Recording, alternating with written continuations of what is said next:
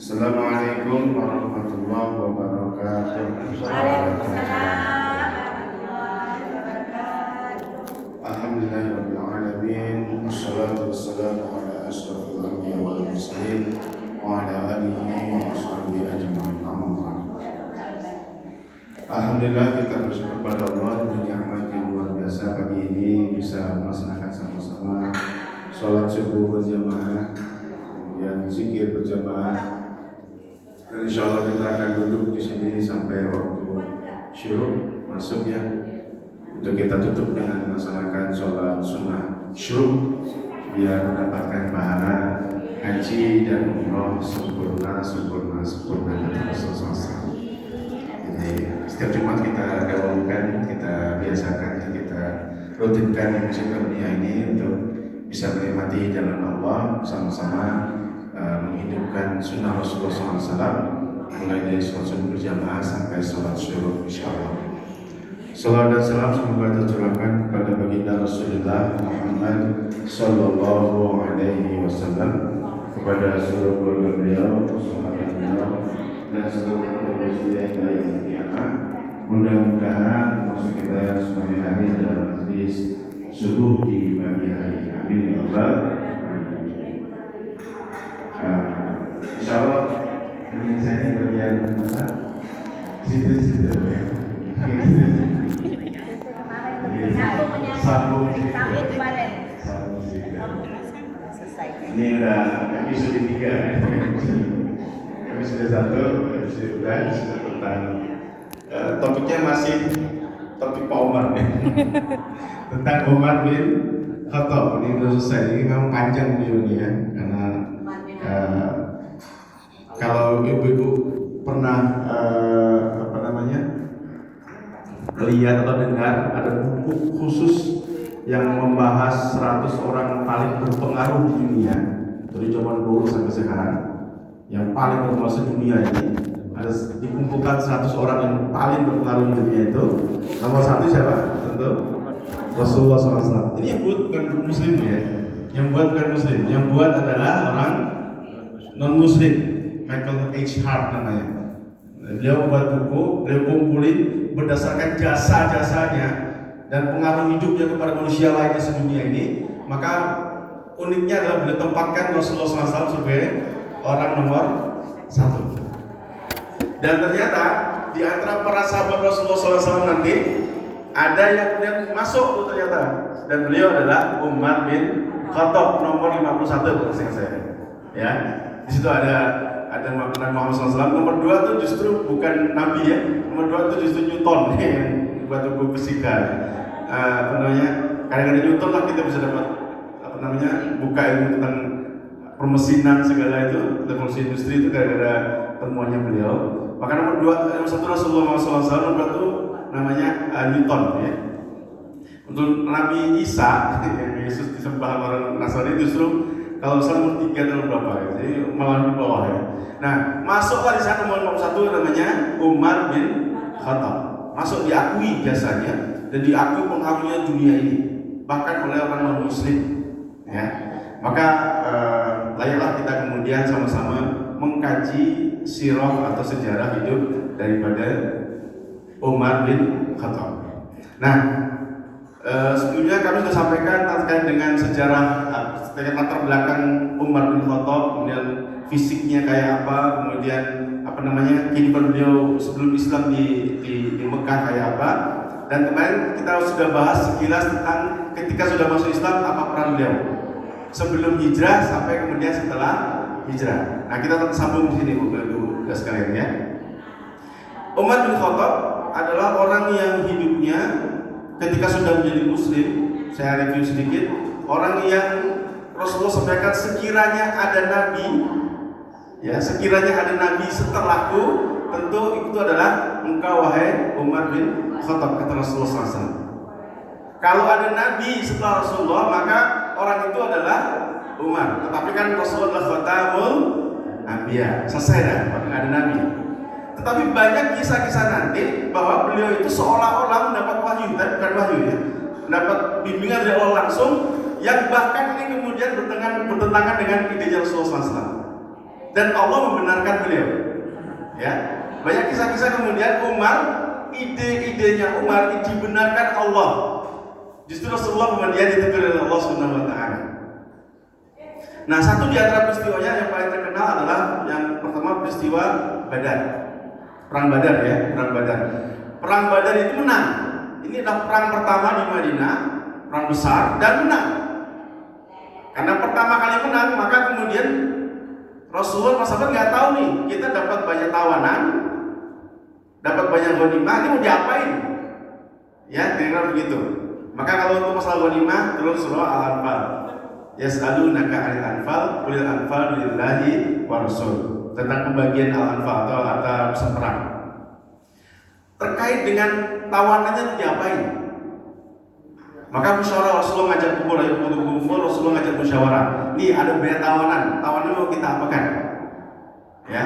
Maka kemudian Rasulullah minta pendapat pertama Abu Bakar gimana pendapatnya? Kata Abu Bakar, ya Rasulullah, sudahlah. Kita tawanan ini kan masih gak saudara-saudara dengan kita, bisa dari ini. Udahlah kita kasih tebus ya. Siapa yang koreko di Mekah sana yang menebus silakan tebus. Ya. Silakan ditebus ganti duit ya gitu, berapa gitu ya.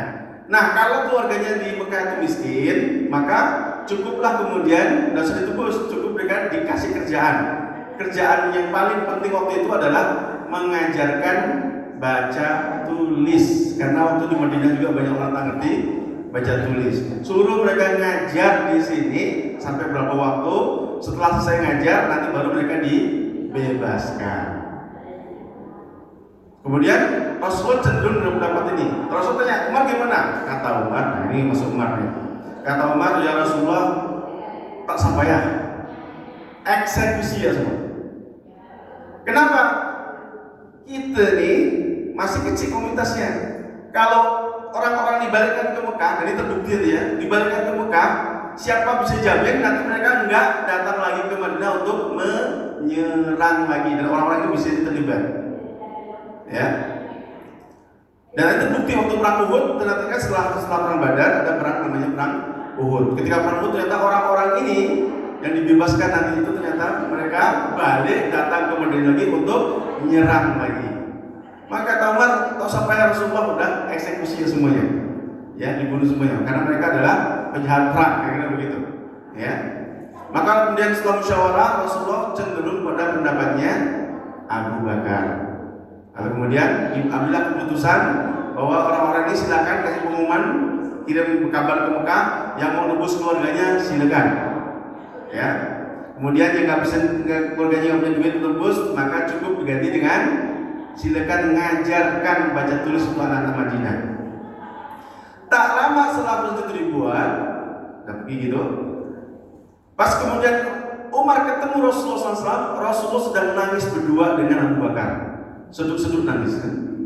Lalu Umar penasaran. Pertanyaan Umar adalah, ya Rasulullah, apa gerangan yang membuat engkau bersedih sehingga menangis seperti ini?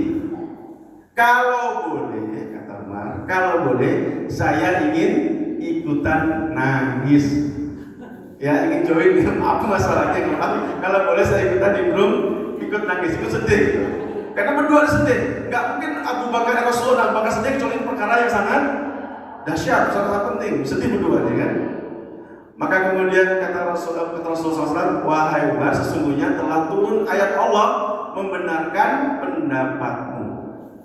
Ya, tidak layak, saya suka taubah ya, tidak layak seorang nabi memiliki tawanan padahal mereka masih dalam keadaan sangat lemah. Kalian menginginkan dunia, dapat apa itu? Tebusan, dapat duit, dapat apa namanya? Finansial. Sesungguhnya, tetapi Allah menginginkan akhirat. Tetapi karena musyawarah, karena musyawarah lah kemudian keberkahannya membuat Allah tidak menimpakan bala. Ini berkah musyawarah, ya, berkat musyawarah. Karena musyawarah meskipun salah hasilnya, kira-kira itu menurut apa nih? Supaya kita pahami, Allah menyalahkan hasil musyawarah tersebut. Umar yang benar pendapatnya, tetapi karena ini hasil musyawarah, ternyata Allah menahan balanya. Allah tidak menimpakan azabnya karena berkah musyawarah. Maka Bapak sekalian, apapun masalahnya, kalau terkait dengan derajat orang banyak, maka biasakan dengan musyawarah. Karena musyawarah itu bukan sekedar hasilnya yang kita harapkan, tapi juga keberkahannya, barokah musyawarah itu, ya, barokah. Lalu bagaimana? Kalau gitu kan, kan apa gue bilang? Dah berkata, kalau gitu. Kalau kita ngomong gitu, tapi apa Umar gitu? Nah, ternyata Umar tetap ikutan menangis, ya, ikutan sedih, ikutan karena khawatir, takut kalau Allah menimpakan azabnya. Ini pendapat yang pertama, ya. Kedua, peristiwa kedua, Rasulullah itu sangat sayang dengan orang-orang Madinah, bahkan sampai orang-orang munafik pun disayangi Rasulullah. Rasulullah masih berapa betul orang-orang munafik ini dan mudah berkali-kali berkhianat itu masih yang karena sebelum saya ada cerita ya, salah satu peristiwa besar yang kemudian mengguncangkan kehidupan Rasulullah itu adalah ketika beliau difitnah. Tapi fitnah bukan tentang beliau, fitnahnya tentang istrinya Aisyah, ya kan? Peristiwa yang disebut dengan hadis ifki atau peristiwa berita dusta. Jadi kisahnya adalah Rasulullah kan pulang perang. Saya sudah pernah menceritakan ini ya. Mudah-mudahan masih ingat ya, sudah pernah saya ceritakan. Rasulullah perang, kemudian Rasulullah setiap perang itu setiap membawa satu orang istri. Waktu itu ikut adalah Aisyah. Pulang perang, kemudian Aisyah tertinggal gara-garanya masalah kalung. Masih ingat dulu ya, bersama dan saya ceritakan nih. Kalungnya ketinggalan. Kalau ketinggalan, kalung beliau keluar dari sekedup tuh tutup. Kalau naik unta itu ada kayak rumah-rumahannya, dan situ beliau keluar nggak ada yang tahu, cuma Rasulullah nggak tahu, dikira orang masih dalam sekedup. Baliklah ke Madinah, sampai Madinah heboh, ternyata Aisyah hilang. Aisyah hilang. Kalau orang kan cuma ini, ternyata tak lama setelah Rasulullah pergi, Aisyah balik ke tempatnya udah nggak ada orang, maka kemudian Aisyah bertunggu di situ, diam di situ berharap ada Rasulullah sadar atau ada yang sadar balik jemput, kira-kira begitu. Karena perjalanan di padang pasir itu macam perjalanan kita di sini. Kalau sini Singkawang ini jelas, jalannya jelas ya, kendaraan lalu-lalang. Kalau padang pasir itu jalannya pada berubah. Jangan kan jalan, gunung bisa pindah, gunung pasir itu bisa pindah-pindah. Maka kalau orang nggak terbiasa jalan di padang pasir itu bisa tersesat dan bisa mati. Maka Aisyah ketika tersesat dia diam aja, tertinggal diam aja. Nah ternyata kebetulan tak lama di belakang itu ada sahabat yang telat. Nah gimana kan telat itu? Namanya Safwan ibnu Mu'attal. Safwan ibnu Mu'attal namanya. Nah Safwan ini lihat ada wanita diam itu, dan waktu itu belum ada syariat hijab.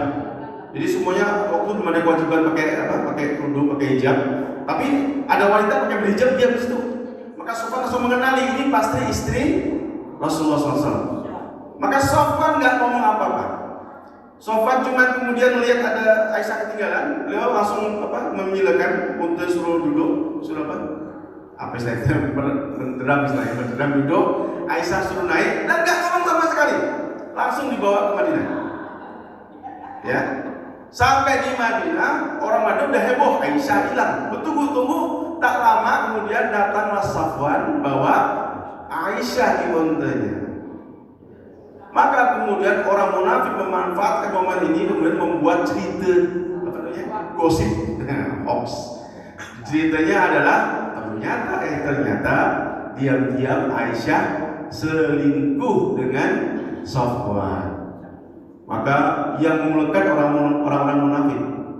Ya, orang-orang munafik Abdullah bin Ubay bin Salul, bosnya itu, gembongnya itu. Maka kemudian tersebarlah berita itu selama kurang lebih 50 hari. Rasulullah pun tak bisa ngapa-ngapain karena belum ada wahyu dan belum ada petunjuk, belum ada kabar juga dari malaikat. Maka Rasulullahnya ketika gosip itu makin hari makin luas, maka kemudian Rasulullah hanya bisa berdiam diri dan hanya mengatakan, kenapa ada orang tega menyakiti saya.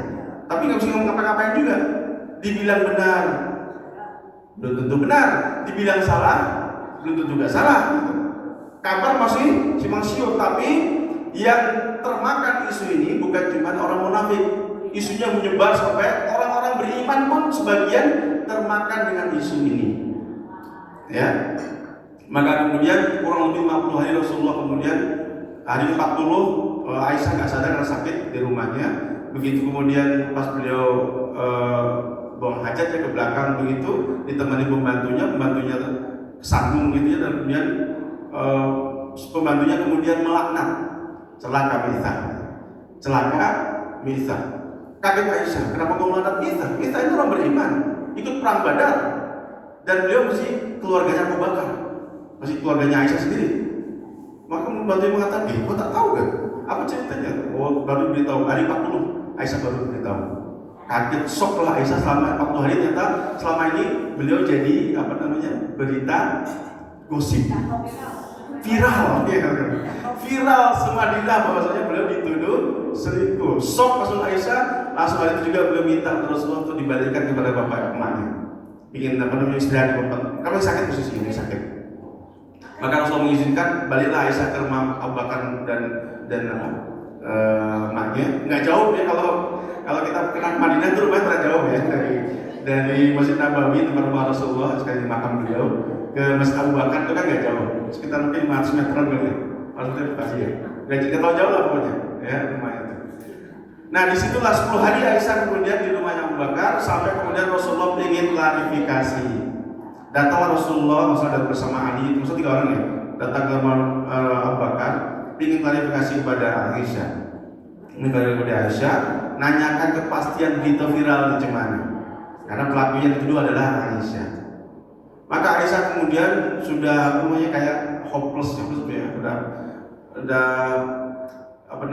putus asa, tapi udah nggak berhak manusia lah. Udah sedih gitu. Maka kemudian ketika Rasulullah interogasi ya, ditanya Aisyah, coba kau betul-betul kau sampaikan, benar tak berita ini bahwasanya engkau berselingkuh dengan Safwan? Maka kata Aisyah, ya Rasulullah, kalau ku benarkan berita ini dan Allah Maha tahu ini nggak benar, tentu kalian akan puas. Maksudnya Rasulullah dan para orang-orang yang bergosip ini pada puas. Artinya betul kan kata kita bahwasanya Aisyah itu selingkuh. Tapi Allah Maha tahu saya tidak makan itu. Tapi kalau saya katakan sebaliknya bahwasanya saya tidak berselingkuh, Allah Maha tahu saya akan berselingkuh, tentu kalian tidak akan merasa puas, kan pasti akan ngejar lagi. Pasti nggak percaya dengan, karena orang udah termakan isu ini, ya, termakan isu ini. Maka kata Aisyah, hanya kepada Allah ku adukan masalah ini. Saya udah nggak berharap lagi dengan kepercayaan manusia. Maka balik ke kamar sedih, nangis seduh di kamar. Ketika mulai sedih itu dan turun ayat Allah. Rasul tiba-tiba kemudian tegang gitu, kemudian badannya bergetar gitu ya, keringat gitu. Sampai tahu nih berarti turun wahyu. Dan ternyata turunlah surah An-Nur. Ayat 12 sampai ayat 21 yang pertama. Kemudian di surah itu kemudian Allah membersihkan nama Aisyah. Bahwasanya yang beredar luas itu adalah berita haditsul ifki, berita dusta. Ya, berita tak betul. Enggak, ini sudah saya bahas, enggak perlu saya betulkan. Nah, gara-gara satu peristiwa ini kemudian terjadi apa terjadi? Ketika Abdullah bin Ubay bin Salul meninggal, ya, Abdullah bin Ubay bin Salul meninggal, maka anaknya muslim yang baik ya, anaknya namanya Abdullah bin Ubay bin Salul. Dari nama bapak dengan maknya nama bapak dengan anaknya sama-sama Abdullah. Nama bapaknya Abdullah bin Ubay bin Salul, ini adalah gembong munafikin. Nama anaknya Abdullah bin Ubay bin Salul, orang muslim, sahabat yang taat.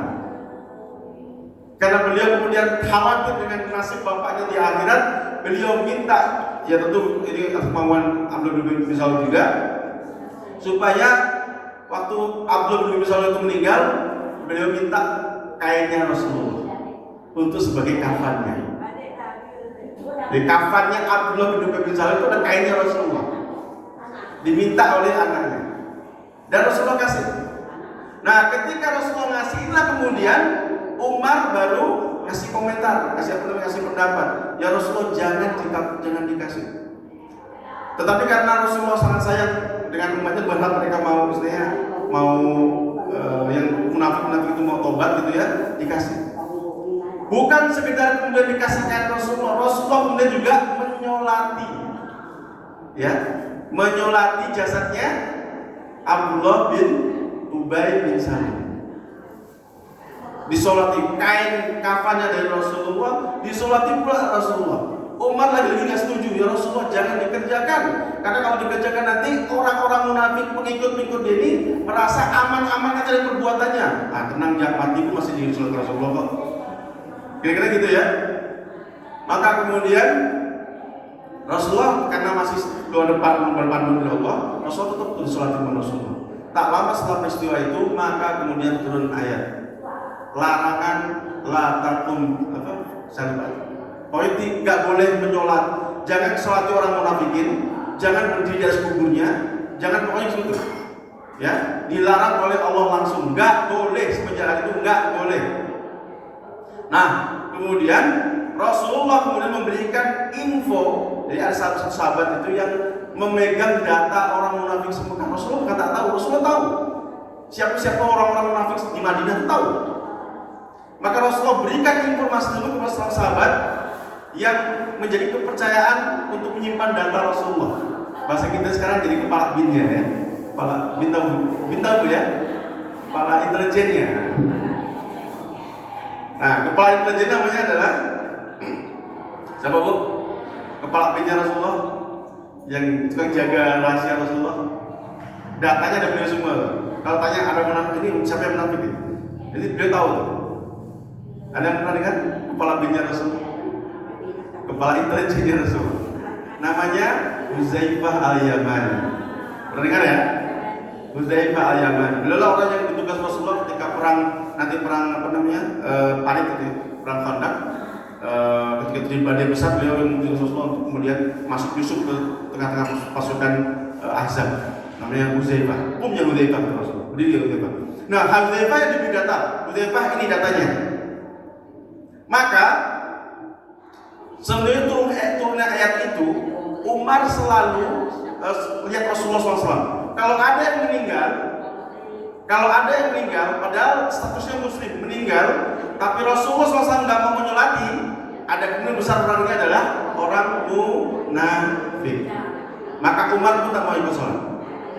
Setelah kemudian Rasulullah wafat, siapa yang tahu jadinya datanya? Huzaifah. Maka Umar selalu lihat Huzaifah. Kalau Huzaifah ada orang meninggal, Huzaifah tidak pergi, Huzaifah tidak mencolati, maka Umar pun nggak mau. Karena kemungkinan besar orang tersebut adalah orang munafik. Karena Allah telah tegas di Al-Quran melarang menyolati mereka, melarang berdiri di atas kubur mereka. Ya kira-kira begitu.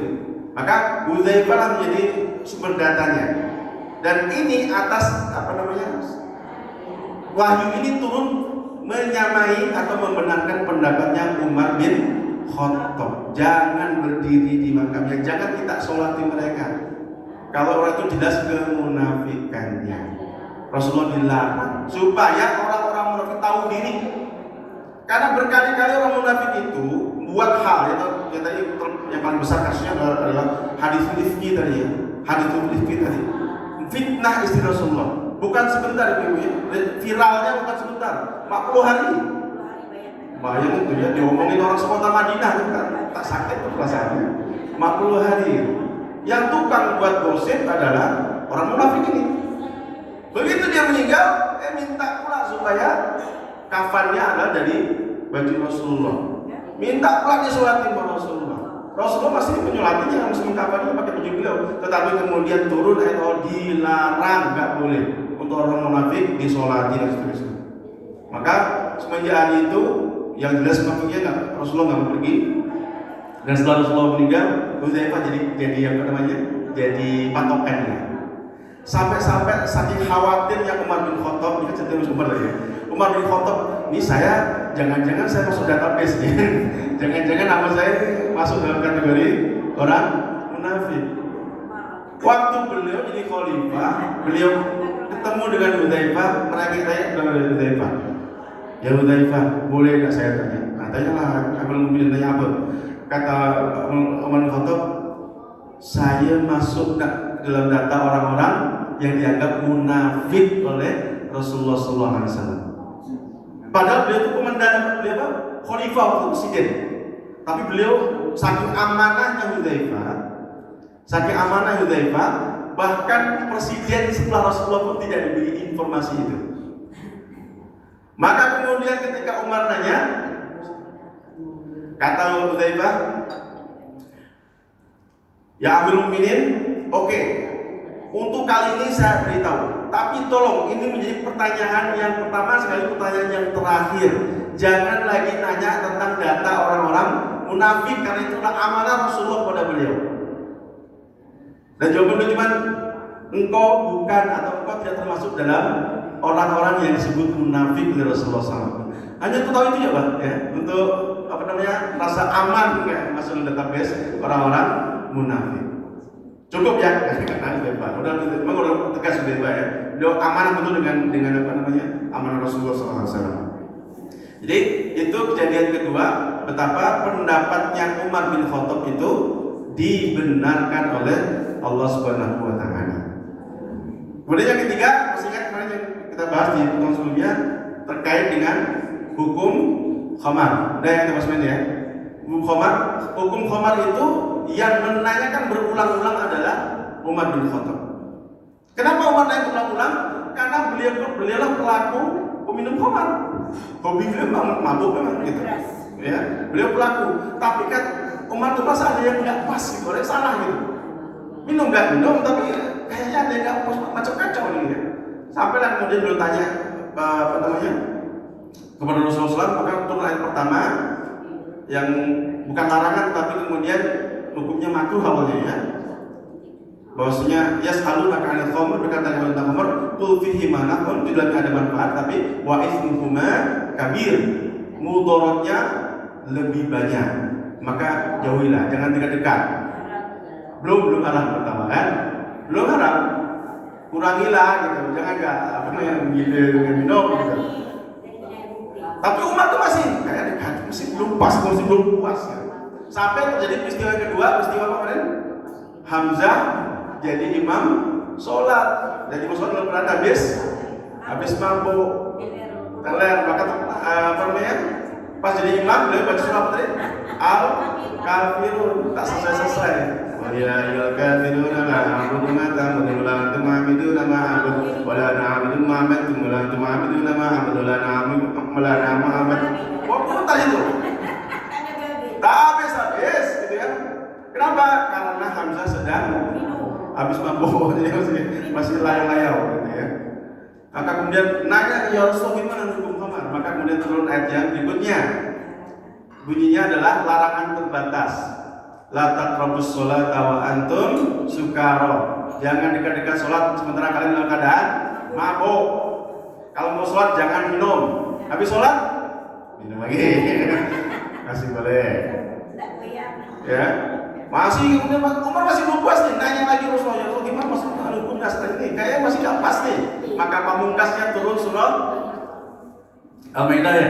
Innamal khamru wal maisri wal azlamu wal ansabu rijzun min amali syayatin fajtanibu. Sesungguhnya khamar, innamal khamru wal maisir berjudi, wal azlam, kemudian budi nasib, rijzun min amali syaitan, ada perbuatan najis dan termasuk perbuatan syaitan, fajtanibu, tinggalkan total, jangan ada dikerjakan. Maka semenjak hari itu turun ayat itu, khamar menjadi hukumnya mutlak haram. Ini adalah hasil pertanyaannya Umar bin Khattab.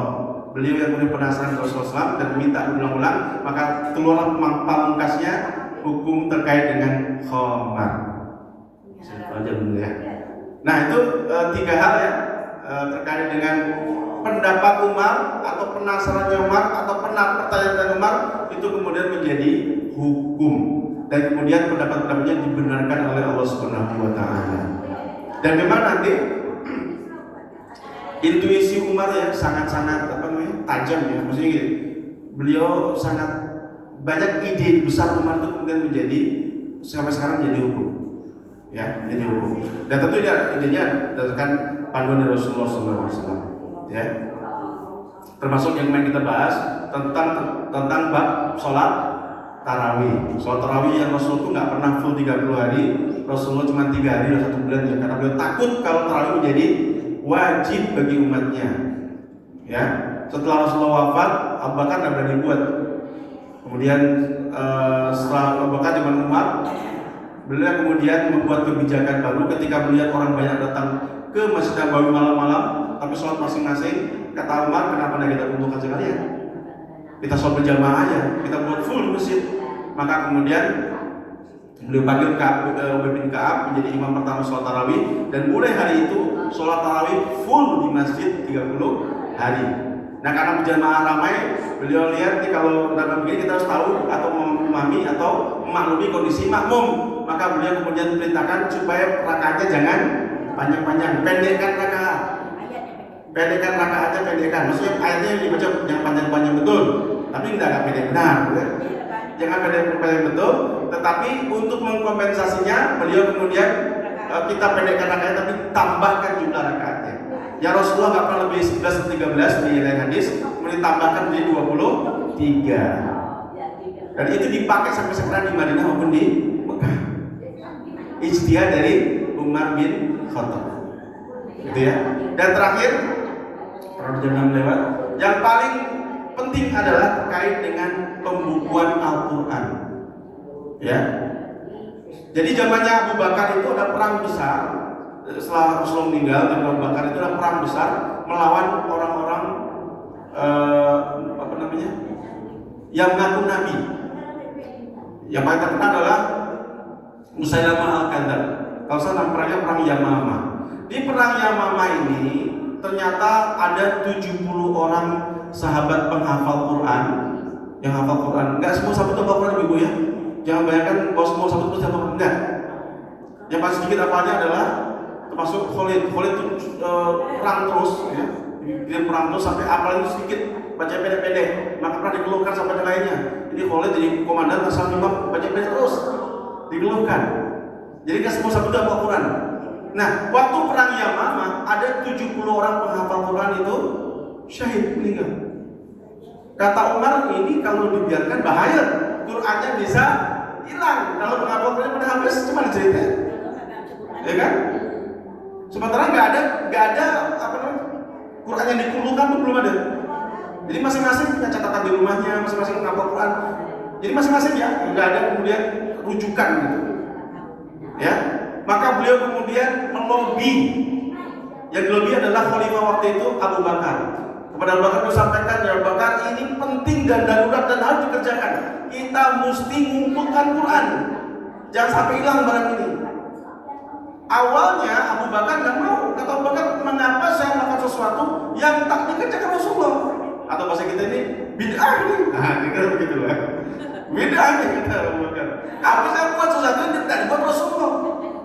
Kata Umar, wallahi ini penting dan ini sangat darurat dan ini kemudian menjaga masalah terbesar.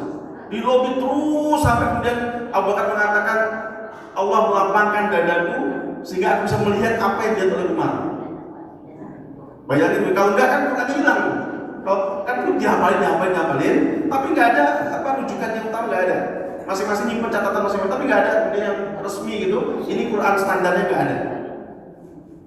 Maka kemudian atas desakan dari Umar bin Khattab dan Abu Bakar kemudian melapangkan dadanya dan kemudian melihat pertimbangan Umar tersebut, beliau kemudian memanggil sahabat senior yang tukang jahit, yang biasa tulis wahyu, namanya Zaid bin Thabit. Zaid, kita punya proyek. Proyeknya apa? Proyek mengumpulkan Quran. Ya, mengumpulkan Quran dan menulisnya menjadi terstandar. Ya, ini penting karena dulu masing-masing gini, Rasulullah dapat wahyu, Rasulullah kemudian membacakan ke sahabat, Rasul selalu nyuruh, tapi yang suruh beda-beda orangnya. Tulis ini surah ini, letakkan di sini. Tapi catatan itu tuh tersebar kemana-mana. Ada disimpan di masjid A, di masjid B gitu. Maka Zaid bin Thabit diperintahkan oleh Abu Bakar, kumpulkan semuanya, jadikan satu, lalu kemudian tulisannya standarkan. Ikut dialeknya dialek Quraisy karena Rasulullah orang Quraisy. Beda ya. Dan sampai sekarang dulu kan orang nulis itu nggak ada ba dengan lu tuh nggak ada bedanya, sama-sama begini ya. Belum ada titik, belum. Apa tadi patah belum ada. Quran awalnya cuma apa namanya hurufnya ya gitu. Jadi kita orang Arab tak bisa bedakan sad dengan syad, tak bisa. Cuma gini aja, belum ada titiknya. Ya, ilmu titik itu nanti ditemukan saya menafsirkan yaitu jauh setelah itu. Jadi dulu perasaan gitu. Maka kemudian Zaid bin Thabit lalu kemudian mengumpulkan. Kata Zaid kepada Bakar itu, katanya, kalau saya disuruh memindahkan gunung itu lebih mudah daripada saya disuruh mengumpulkan Quran. Kenapa? Takut salah sedikit ya itu fatal akibatnya, karena bakalan diwariskan generasi-generasi. Bayangin, kalau sampai salah tulis, salah apa gitu, itu yang buat Zaid itu takut benar. Kata beliau, memindahkan gunung lebih mudah dari saya daripada mengumpulkan barang ini, karena tak boleh salah sedikit pun. Maka karena diperintah dari Khalifah Abu Bakar, dikerjakanlah oleh Zaid bin Thabit atas ide Umar tadi ya. Kemudian dikumpulkan buat panitia untuk pengumpulan Quran. Para sahabat yang punya catatan-catatan di rumahnya kumpulkan, kemudian baru jadi satu, lalu dijadikanlah ditulis ulang ya standar Qurannya, kemudian dikumpulkan jadi satu gulung, namanya mushaf. Mushaf itu karena kumpul dari soft dari lembar-lembaran jadi satu digulung, disimpan di rumahnya istri Rasulullah, anaknya Umar. Siapa namanya? Siapa? Hafsah. Hafsah itu adalah anaknya Umar, istrinya Rasulullah. Di rumah Hafsah itu disimpan barang itu. Ya, jadi di zaman Abu Bakar itu dikumpulkan Quran dan distabilisasi. Ini yang bacaan Quran standar. Siapa yang mau belajar silakan. Ini standarnya. Mulai dari Al-Fatihah sampai An-Nas dikumpulkan jadi satu gulung, namanya mushaf. Dan ini adalah ide dari Umar bin Khattab. Abu Bakar yang awalnya nolak karena diyakinkan oleh Umar, maka bismillah Abu Bakar kemudian setuju, dan kemudian terlaksana proyek ini. Alhamdulillah sampai hari ini kita masih bisa baca Quran dan gak khawatir. Pergi kemanapun Quran itu sama, ya kan? Kalau kita lain kan beda, terjemahnya beda, lalu isinya beda gitu. Ya, kalau kita banding kita lain. Quran kemanapun tenang ya, selama dia masih satu imam ya. Karena nanti ada mushaf macam-macam tuh. Ya. Nah itu aman, kemanapun Qurannya sama. Pergi ke sini, pergi ke sana, pergi ke Mekah, pergi ke Eropa itu Qurannya sama. Gak ada bedanya. Demikian, karena waktunya sudah lewat. Kurang lebihnya mohon maaf. Nanti insya Allah saya mau cerita tentang peran daripada Umar bin Khattab. Ini masih banyak ya, nanti masih panjang episode perjalanan Umar bin Khattab dan bagaimana beliau berjasa dalam Islam ya. Dan kemudian wajar kalau beliau masuk kali ini menjadi satu di antara 100 orang yang paling berpengaruh di dunia. Demikian, kurang lebih mohon maaf. Assalamualaikum warahmatullahi wabarakatuh.